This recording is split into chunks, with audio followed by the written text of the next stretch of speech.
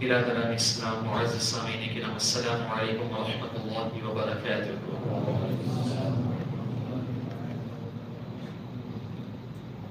الحمد للہ ثم الحمد للہ الحمد للہ رب العالمین والعاقبۃ للمتقین والصلاة والسلام على من كان نبيا وآدم بين الماء والطين وعلى آله وصحبه أجمعين وبعد فأعوذ بالله من الشيطان الرجيم بسم الله الرحمن الرحيم قل لا أسألكم عليه أجرا إلا المودة في القربى صدق الله العظيم وصدق رسوله النبي الكريم ونحن على ذلك لمن الشاهدين والشاكرين والحمد لله رب العالمين۔ اے حسین ابن علی تیری شہادت کو سلام، اے حسین ابن علی تیری شہادت کو سلام۔ دین حق اب نہ کسی دور میں تنہا ہوگا۔ اور حضور علیہ نواز نے فرمایا شاہ است حسین، بادشاہ است حسین، دین است حسین، دی پناہ است حسین، سردار ندار دست در دست یزید، حقا کے بنا لا الہ است حسین۔ ان اللہ وملائکتہ یصلون علی النبی یا ایھا الذین آمنوا صلوا علیہ وسلموا تسلیما۔ اللهم صل علی سیدنا ونبینا ومولانا محمد وعلی آل سیدنا ونبینا ومولانا محمد وبارک وسلم صلاة وسلام علیک یا رسول اللہ صلی اللہ تعالی علیہ وسلم۔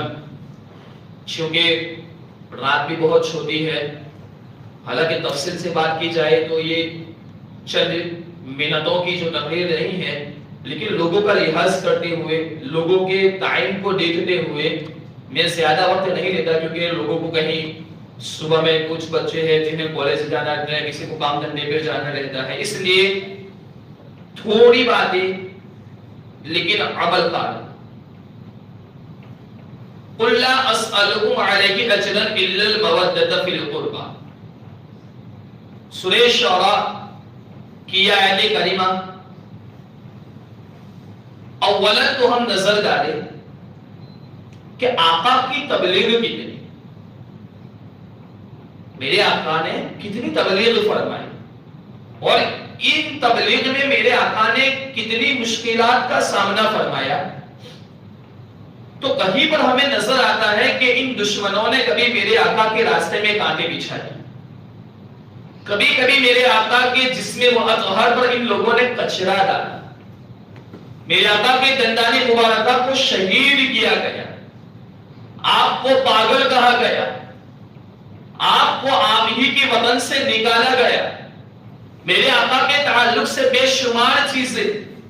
لیکن صحابہ نے جب یہ دیکھا کہ میرے آقا نے دین کی تبلیغ کے لیے اتنا کچھ کیا، اور رات بھر جاگ جاگ کر رب حبلی امتی کی صدائیں لگاتے رہے، سجدے میں گئے تب بھی امتی کی خیال، تو یہ ساری چیزیں تو آقا کے تعلق سے آقا کے پاس گئے کچھ اجر لے کر، کچھ بدلہ لے کر۔ تو ان صحابہ نے کچھ بدلہ دینا چاہا، اجر دینا چاہا، تو میرے دوستو اللہ تبارک و تعالی نے اسی وقت حضرت جبرائیل علیہ السلام کو نازل فرمایا، اور یہ آیت کریمہ نازل ہوئی کہ قل لا اسألکم علیہ اجرا الا المودۃ فی القربى، کہ محبوب آپ فرما دیجئے کہ میں نے جو یہ دعوت تبلیغ پیش کی ہے، جو ان دشمنوں کا سامنا کیا ہے، جو ان لوگوں نے میری راہ میں کانٹے بچھائے ہیں، جو یہ لوگ مجھے تکلیفیں دیتے رہے، میں اس کا کوئی اجر تم سے طلب نہیں کر رہا ہوں، اجر صرف مانگ رہا ہوں، تو یہ مانگ رہا ہوں کہ میری قرابت داروں سے تم محبت کرو، میرے اہل بیت اطہار سے تم محبت کرو۔ تو میں یہاں آپ کو بتانا یہ چاہتا ہوں کہ یہ فیصلہ اللہ تعالیٰ کا ہے، اہل بیت اطہار سے محبت کا فیصلہ کس کا ہے؟ اللہ تعالیٰ کا۔ کوئی یہ قرآن کیا ہے؟ اللہ الا المودۃ فی القربى، جبرائیل کے ذریعے کس نے کہلوایا؟ جبرائیل وحی لے کر آئے، لیکن کہاں سے؟ خدا کی بارگاہ سے۔ پتہ یہ چلا کہ جس طریقے سے نماز، روزہ، حج، زکوٰۃ یہ ایمان کا حصہ ہے، اسی طریقے سے اہل بیت اطہار کی محبت یہ بھی ایمان کا حصہ ہے، یہ بھی ایمان کا حصہ ہے. اگر اہل بیت اطہار کی محبت نہیں، اگر ان کے ساتھ سچی الفت نہیں، تو میرے دوستو یقین جانو کوئی بھی ہمارا عمل قابل قبول نہ ہوگا.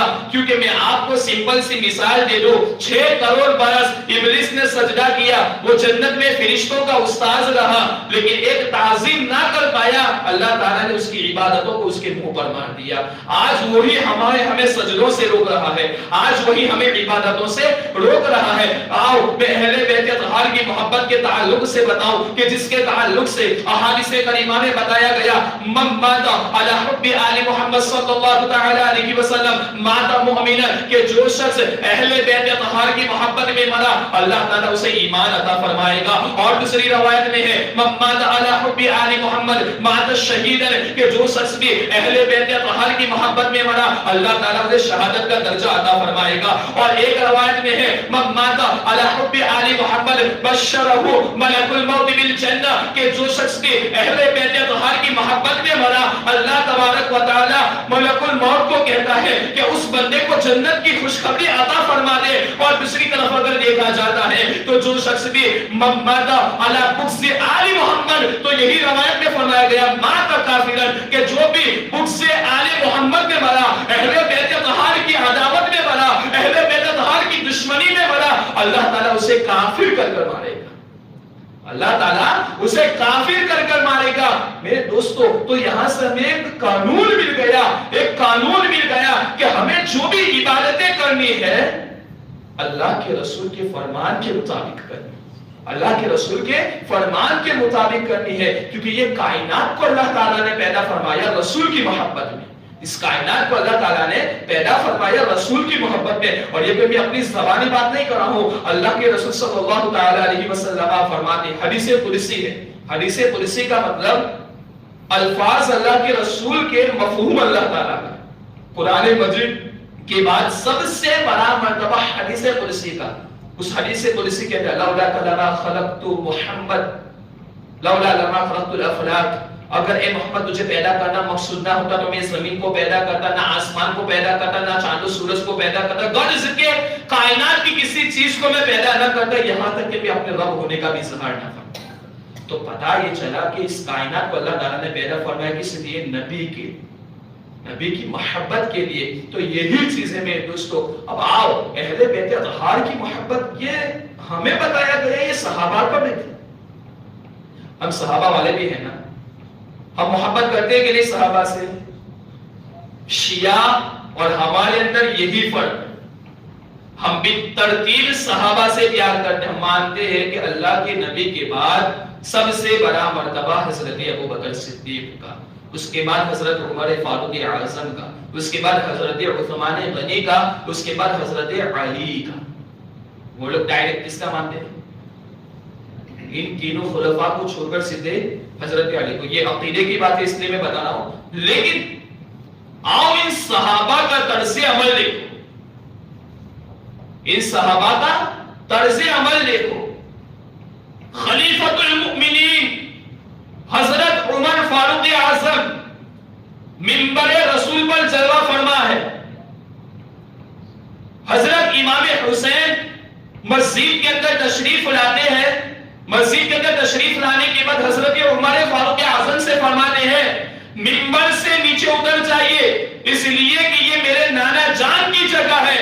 میرے دوستو خلیفۃ المؤمنین ہونے کے باوجود بھی حضرت عمر فاروق اعظم منبر رسول سے اتر کر اپنا امامہ شریف حضرت امام حسین کے قدموں میں رکھ دیتے ہیں اور یہ فرماتے ہیں کہ یہ صرف منبر نہیں بلکہ عمر کا امامہ، اور یہ عمر یہ ساری کائنات تیرے نانا جان کی، ساری کائنات تیرے نانا جان کی ہے. اور یہ ایک واقعہ نہیں، ایسے انیک واقعہ ہیں میرے دوستو جو حضرت امام حسین نے یہ فرمایا. ایک مرتبہ کسی جنازے سے واپس ہو رہے تھے کہ حضرت امام حسین کی عمر چھوٹی تھی، تھک کر ایک جگہ پر بیٹھے تھے. حضرت ابو ہریرہ نکل رہے تھے. حضرت ابو ہریرہ نے دیکھا کہ حضرت امام علی مقام بیٹھے ہوئے ہیں تو وہ اپنا امامہ اتار کر ان کے پیروں کو صاف کرنے لگے. حضرت امام حسین نے اپنے قدموں کو پیچھے کھینچ دیا اور کہہ رہے کہ یہ کیا کر رہے ہیں؟ حضرت ابو ہریرہ نے یہ فرمایا کہ اے امام حسین، یہ تو کچھ بھی نہیں، ہم آپ کو سروں پر لے کر گھومے تب بھی یہ کم ہے، کیونکہ ہم نے آپ کی فضیلت آپ کے نانا جان سے کبھی سنی۔ یہ فضیلت ہے اہل بیت اطہار کی، اور یہی وجہ میں دوستو جب ان کی محبت نہیں تو کوئی چیز ہمارے کام کی، کوئی چیز ہمارے کام کی نہیں میرے دوستو۔ یہی چیز ہے کہ ہمیں اہل بیت اطہار کے ساتھ سچی محبت کرنا چاہیے، سچا عشق رکھنا چاہیے۔ آج ہر جگہ آپ کو ملے گا، ہاں میں آپ کو بتاؤں گا، محبت آزمائش بھی لیتی ہے، محبت آزمائش لیتی ہے، اور اسی کے تعلق سے میں آخر میں بتاؤں گا، لیکن اس سے پہلے نبی کی زبان سے سن لو کہ نبی نے اہل بیت اطہار کے تعلق سے کیا کہا۔ اللہ کے رسول صلی اللہ تعالی علیہ وسلم فرماتے ہیں الحسن والحسین سیدا شباب اہل الجنہ، حسن و حسین یہ جنتی نوجوانوں کے سردار ہیں۔ الفاطمہ بضعۃ منی، کہ فاطمہ میرے دل کا ٹکڑا ہے، کیونکہ اہل بیت اطہار کے تعلق سے جب میرے آقا نے گنایا تو حضرت علی، حضرت فاطمہ، حسن و حسین اور ان کی اولاد کے بارے میں بتایا کہ یہ میری اہل بیت ہے، تو فرمایا الفاطمہ بضعۃ منی، کہ فاطمہ میرے دل کا ٹکڑا ہے، اور حضرت علی کے تعلق سے تو فرمایا یا علی حبک ایمان وبغضک نفاق، کہ اے علی تیری محبت یہی ایمان ہے اور تیرا بغض یہی نفاق، تیرا بغض یہی نفاق۔ اور ایک جگہ فرمایا من کنت مولا فعلی مولا، قوالی سنتے ہو نا، من کنت مولا فعلی مولا، میں جس کا مالک، میں جس کا مولا، علی اس کا مولا، علی اس کا مالک۔ تو میرے دوستو اب اندازہ لگا لیجئے میرے آقا کس کے مولا، حضرت علی بھی اس کے مولا۔ اس کا مفہوم بالکل غلط نہ نکالیے، میرے آقا نے فضیلت کے طور پر یہ بتایا میرے دوستو من کنت مولا فعلی مولا، تو میرے آقا صلی اللہ تعالی علیہ وسلم کہیں پر حسنین کریمین کے تعلق سے بتاتے ہیں کہ یہ میرے دو پھول ہیں، یہ دونوں جنتی جوانوں کے سردار ہیں۔ آپ نے دیکھا کہ جب حضرت امام حسین جب مسجد میں تشریف فرما تھے، میرے آقا صلی اللہ تعالی علیہ وسلم اگر سجدے کی حالت میں ہوتے، حضرت امام حسین پیٹھ پر بیٹھ جاتے تھے، میرے آقا صلی اللہ تعالی علیہ وسلم حضرت امام حسین کو ہکارتے نہیں تھے، پیٹھ سے اتارتے نہیں تھے، بلکہ اپنے سجدے کو طویل فرماتے تھے۔ اسی لیے حضرت شیخ الاسلام فرماتے ہیں کہ سمت نبی ہے، پشت نبی پر اور سجدے کی حالت ہے، آقا نے تسبیح بڑھا دی، بیٹا ہی کچھ ایسا ہے۔ تو میرے آقا صلی اللہ تعالی علیہ وسلم جب حضرت امام حسین آپ کی پیٹھ پر بیٹھتے تو اللہ کے رسول صلی اللہ تعالی علیہ وسلم سبحان ربی الاعلی، سبحان ربی الاعلی، سبحان ربی الاعلی کی تسبیح بڑھا دیتے تھے، اپنے رب کی یاد کو اور بھی زیادہ کر دیتے تھے۔ میرے دوستو یہاں پر میں آپ کو یہ بتانا چاہتا ہوں، کچھ لوگ یہ کہتے ہیں کہ نبی کے خیال سے نماز ختم ہو جاتی ہے، نبی کے خیال سے ہماری نماز ختم ہو جاتی ہے، تو میں ان کو یہ بتانا چاہتا ہوں کہ جب حضرت امام حسین میرے نبی کی پیٹھ پر بیٹھے تھے تو میرے آقا کو پتہ نہیں تھا کہ یہ حسین ہے۔ جب حسین کے خیال سے نبی کی نماز ختم نہیں ہوتی تو نبی کے خیال سے امتی کی نماز کیسے ختم ہو سکتی ہے؟ بلکہ میرے دوستو نبی کے خیال سے ہماری نمازیں پختہ ہوتی ہے۔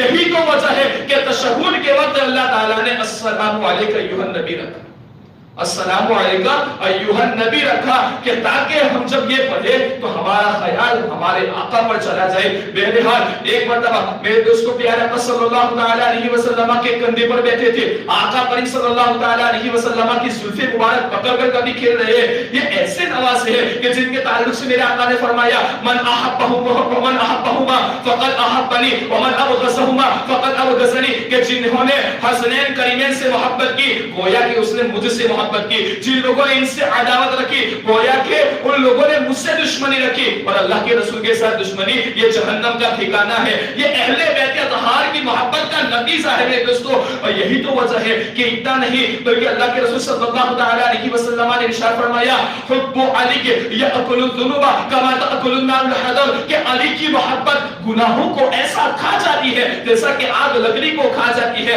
میرے دوستو اب یہاں پر محبت کا معنی یہ ہرگز مت نکلنا کہ ہم نے محبت کر لی اب ہمیں کسی چیز کی ضرورت نہیں، ہم نے محبت کر لی اب ہمیں نمازیں پڑھنے کی ضرورت نہیں، ہم نے محبت کر لی اب ہمیں حج و زکات کی ضرورت نہیں، ہم نے محبت کر لی اب ہمیں نیک کام کرنے کی ضرورت نہیں۔ اس کا معنی ہرگز یہ نہ نکلنا، کیونکہ جو محبوب ہوتا ہے وہ اپنے محبوب کے ہر اس ادا کو اپناتا ہے جس سے وہ پیار کرتا ہے، جس سے وہ پیار کرتا ہے۔ اگر پریکٹیکلی کی مثال دے دوں کون باپ ایسا ہے جو اپنے بیوی بچوں کو چھوڑ کر افریقہ یا امریکہ جانا چاہتا ہے؟ کون ہے جو اپنے وطن کو چھوڑ کر جانا چاہتا ہے؟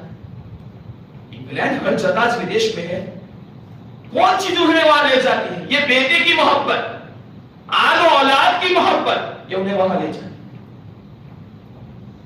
آج ہمارے نوجوان بھی بیٹھے ہوئے ہیں دوستوں،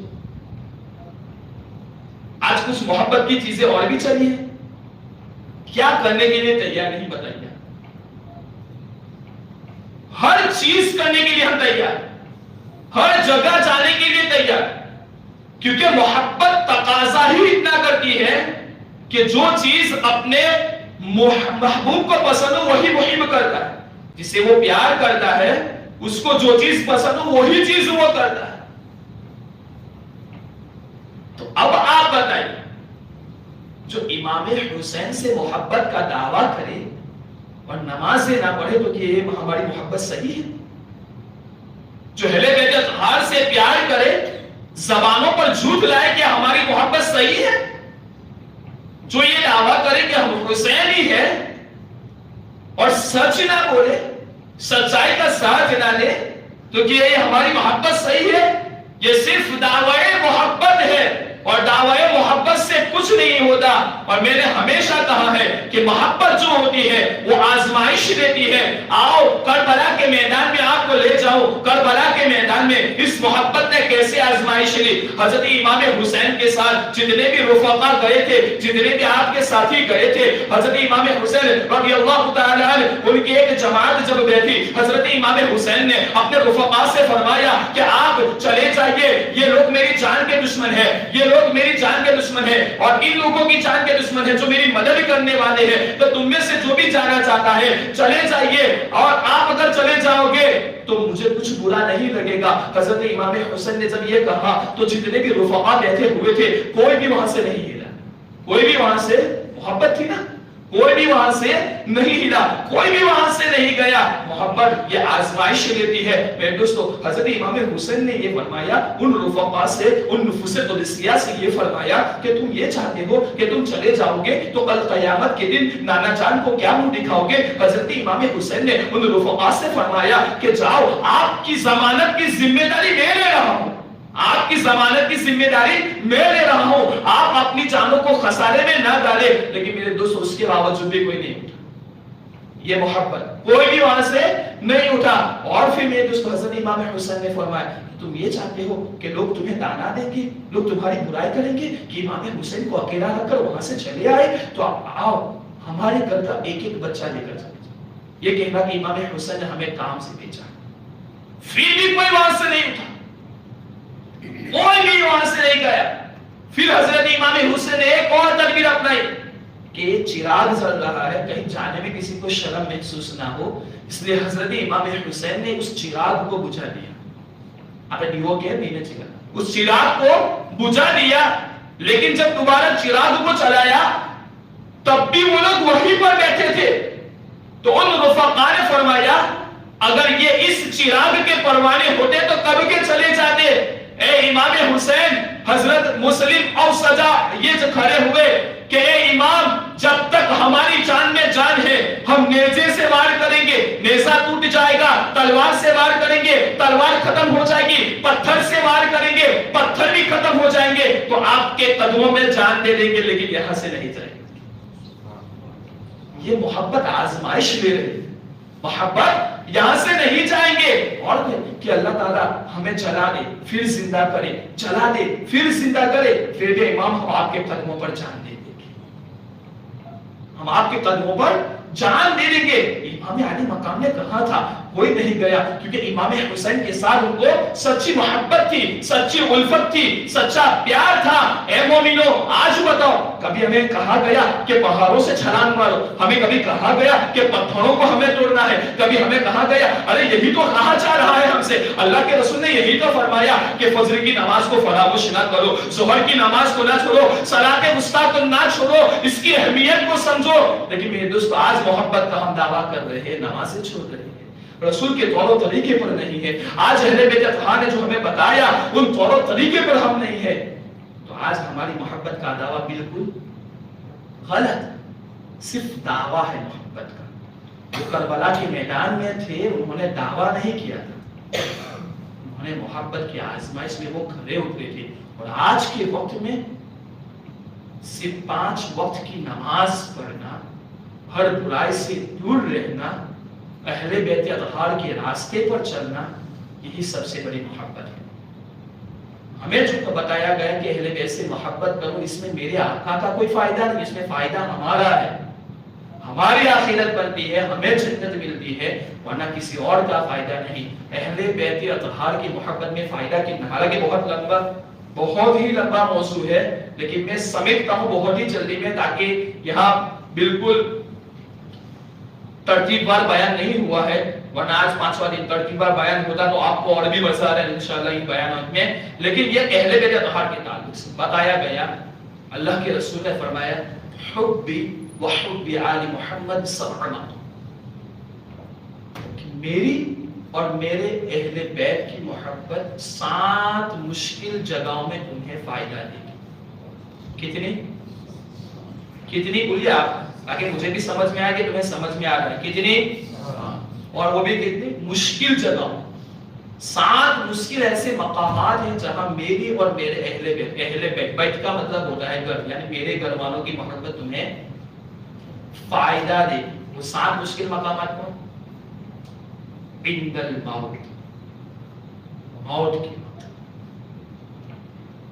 سکرات کی گھڑی ایسی ہے, سکرات کی حالت ایسی ہے کہ اس وقت یہ ابلیس اور یہ شیطان اس وقت بھی تمہارا ایمان چھیننے کے لیے آتا ہے کہ یہ آخری وقت میں بھی کافر ہو کر مر جائے, اس کی پوری زندگی کی عبادت بیکار.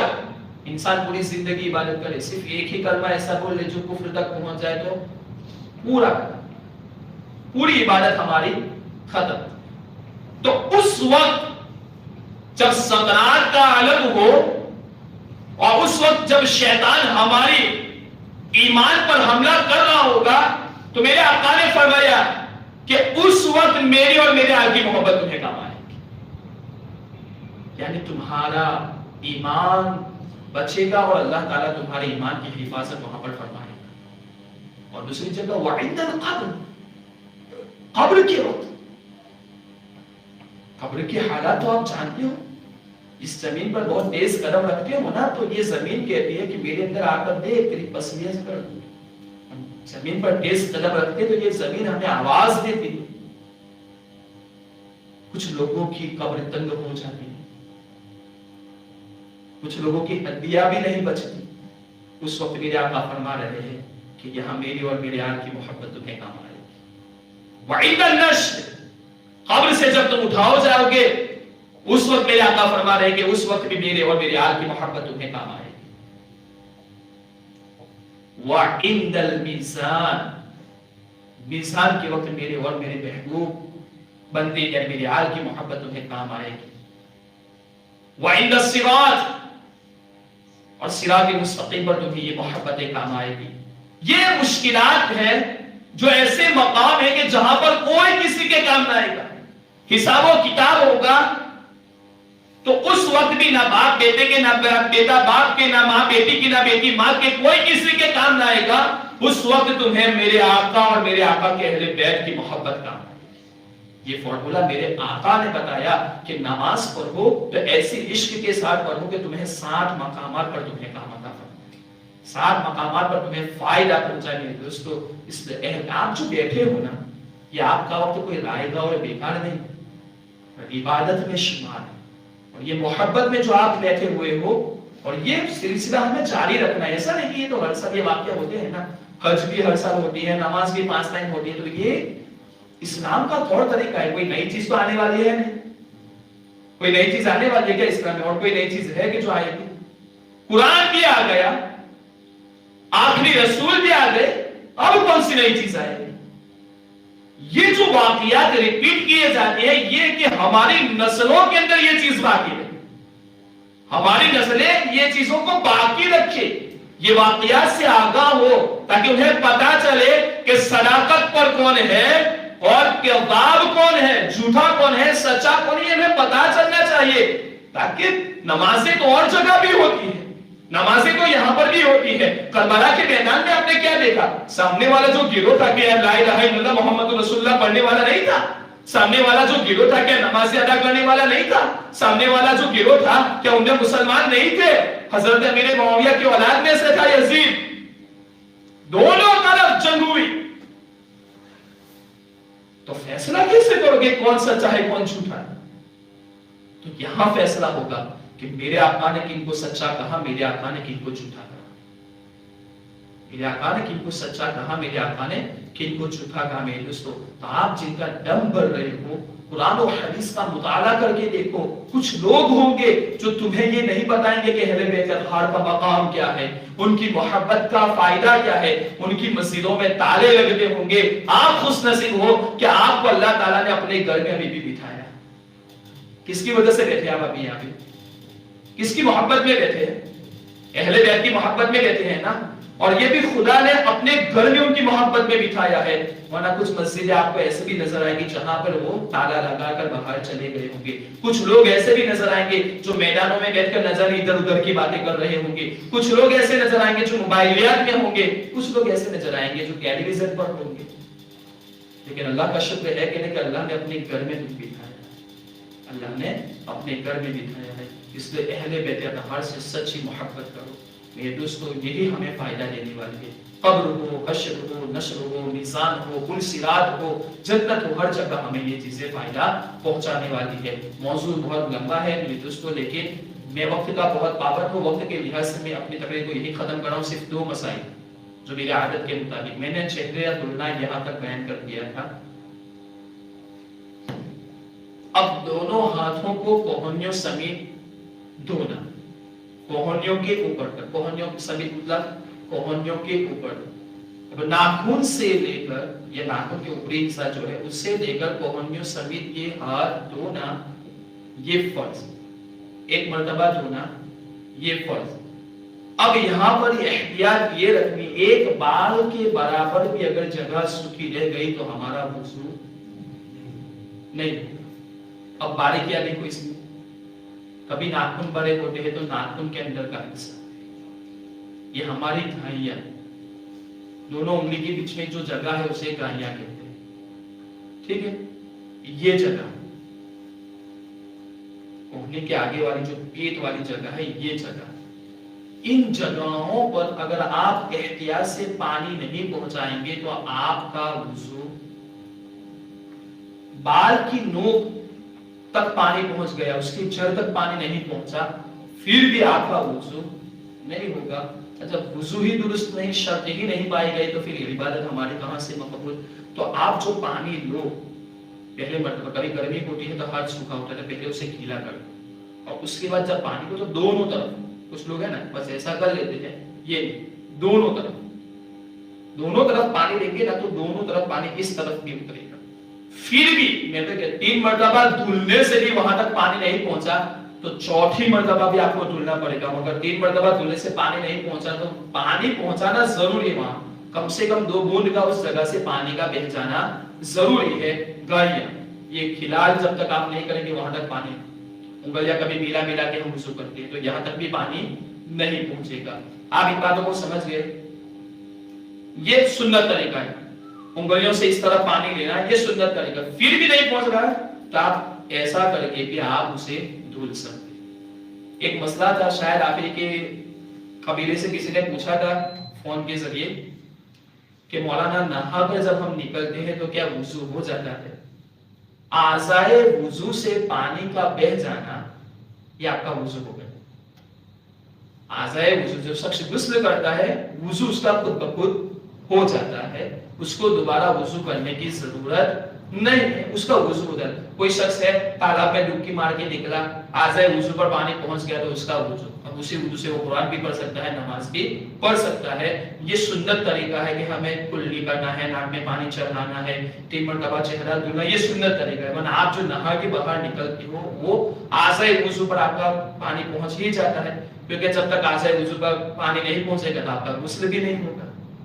آپ کا نہانے کے بعد جو نکلتا ہے دوبارہ اسے وضو کرنے کی کوئی ضرورت نہیں ہے, وہ خود بخود ہو جاتا ہے.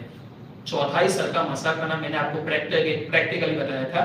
مسا गीले हाथ को फेर देना उसको मसा कहते हैं। इसीलिए मसा एक मरतबा, वरना आज है वुजू को 3 मरतबा, चेहरा 3 मरतबा धुलना है, हाथ 3 मरतबा धुलना, मसा, क्योंकि अगर आप 3 मरतबा मसा करेंगे तो ये मसा नहीं रहेगा, वो गुस्ल हो जाएगा, वो धुलना हो जाएगा, वो मसा फेरना नहीं रहेगा। इसलिए जो मसा का तरीका याद है ना, मसा का तरीका जो मैंने बताया था वो मसा। और दोनों पांवों को तखनों समेत धोना, यहां पर भी वही चीज, नाखूनों के अंदर की जगह, दोनों उंगलियों के बीच में जो गायियां है वो, तखनों, घुटी, उसके ऊपरी वाला हिस्सा, ये तो धुल गया, लेकिन ये जो नीचे का हिस्सा है ना, कभी कभी ये रह जाता है, ये पीछे का हिस्सा है ना, कभी कभी ये रह जाता है। वजह उसकी है कि हम वहां तक कभी कभी हाथ नहीं लगाते। तो हाथ जब तक एहतियात से इन चीजों को आप नहीं धुलेंगे, ये चीजें नहीं धुलेंगी। इसलिए वुजू में आपको एहतियात करनी है और एहतियात से आपको वुजू करना है। ये वुजू के 4 फर्ज है, वुजू के 4 फर्ज है। नंबर 1, पूरा चेहरा धोना, पेशानी के बाल से लेकर ठोड़ी के नीचे तक, एक कान की लौ से दूसरे कान की लौ तक। नंबर 2, दोनों हाथों को कोहनियों समेत धोना। नंबर 3, चौथाई सर का मसा करना। नंबर 4, दोनों पैरों को तखनों समेत धोना। ये वुजू के फराइज है। वुजू की सुन्नत जैसे कि कुल्ली करना, सीधे हाथ से नाक में पानी चढ़ाना, उल्टे हाथ से नाक साफ करना, मिसवाक करना। देखो मिसवाक के बहुत फायदे। मेरे आका फरमाते हैं कि अगर मेरी उम्मत पर दुश्वार ना होता तो मैं हर नमाज के लिए मिसवाक को फर्ज कर देता।